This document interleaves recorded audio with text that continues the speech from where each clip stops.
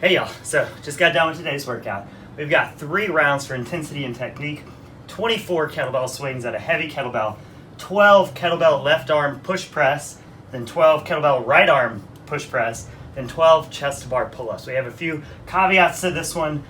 For your first round of kettlebell swings, what we're gonna do is alternate between Russian kettlebell swings, which is doing the kettlebell swing up to about chest level, and then American kettlebell swings, which is the exact same thing, except we have to be more explosive so that kettlebell goes all the way overhead into that full range position.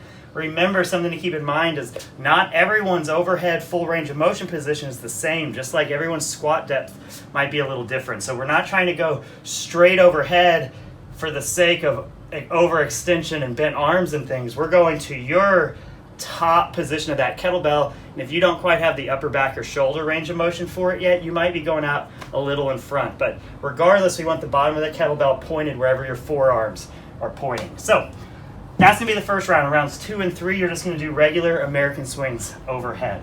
12 left arm push presses. That's gonna be holding the kettlebell here. You can rest it on top of your shoulder. We're just gonna drive it up.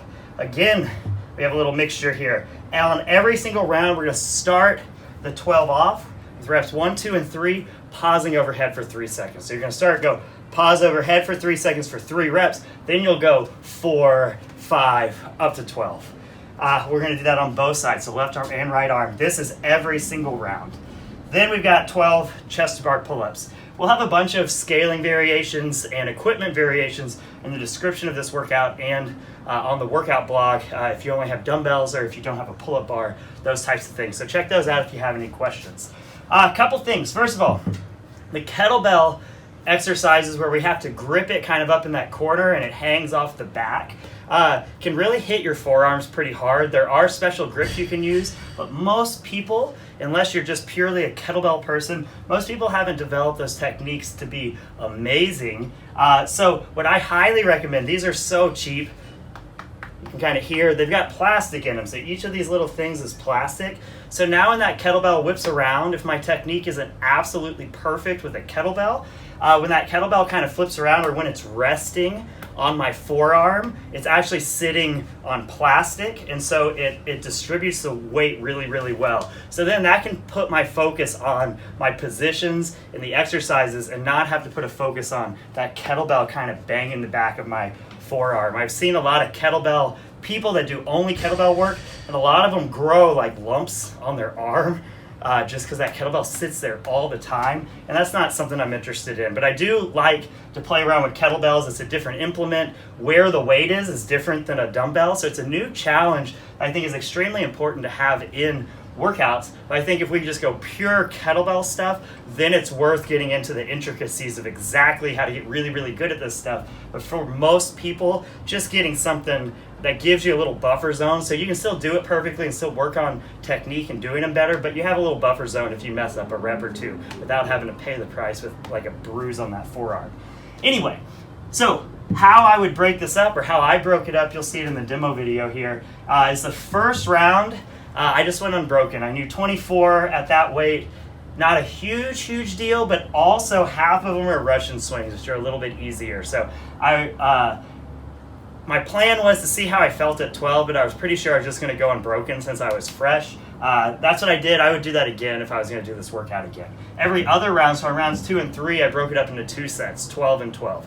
Remember, rounds 2 and 3 are all American swings. Round 1 is alternate, Russian American, Russian American, Russian American, as we work that technique.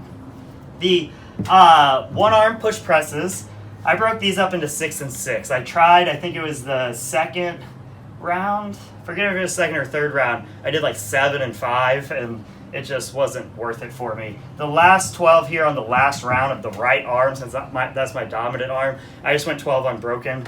And you'll see me, I think it was in the second, maybe it was in the third round. On the left arm, I picked it up and I was just kind of in the groove, and I missed that pause, but then I remembered it. So I ended up pausing on reps 2, 3, and 4. So if that happens to you, just get 3 pauses in, doesn't matter, it doesn't have to be right at the front. Chest to bar pull-ups, that's kind of in my wheelhouse of things I'm better at than other things relative to me. So for the chest bar pull-ups, I just went unbroken. I was thinking at the beginning of the workout I was going to go 6 and 6, but what I realized is that these were just hard, muscle fatigue and balance wise, and I was out of breath, but I wasn't like dizzy out of breath. So I thought I was going to be a little more dizzy out of breath, and that's why I was going to break this up into 6 and 6. And then I was also a little worried about the kettlebell swings coming after a big set here, but because felt like I was going kind of slowly on the push presses, just really trying to reinforce making those look good, I was actually feeling pretty good on the pull-up, so I ended up just going unbroken. I'd probably do that again. Maybe if I would have broken that up into 6 and 6, I might have been able to go unbroken here, but that would have been breaking either one of those up one time, which doesn't really matter. So I was kind of in the groove on those, so I just went unbroken there. But 3 rounds, we're going to throw a 15-minute time cap on this one. I think I was around just over the 10-minute mark. So people that can really handle the one arm and are really good overhead, those are going to be the people that go really fast. But remember, the goal is for intensity and technique. We're not going for time. We're going for make it look really good and go as fast as you can within that. So it still gives you a pretty good cardio workout, especially kettlebell swings and the pull-ups and everything. So you kind of have that feeling. But really the limiting factor for most people is going to be that one arm overhead stability and being able to control that kettlebell in different positions. So fight for your position, feel for the balance on your feet, brace, pick things up, correct them as you go, try and get better and better and better. We want your last round, your technique on the last round to be the best technique round out of all of them. Hope that helps. Enjoy it. Talk to y'all soon.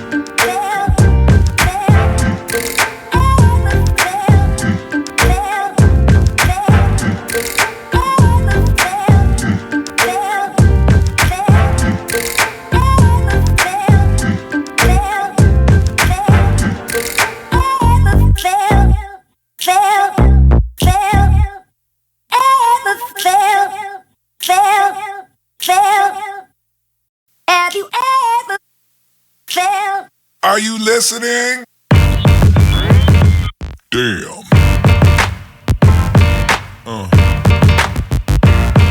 Yeah.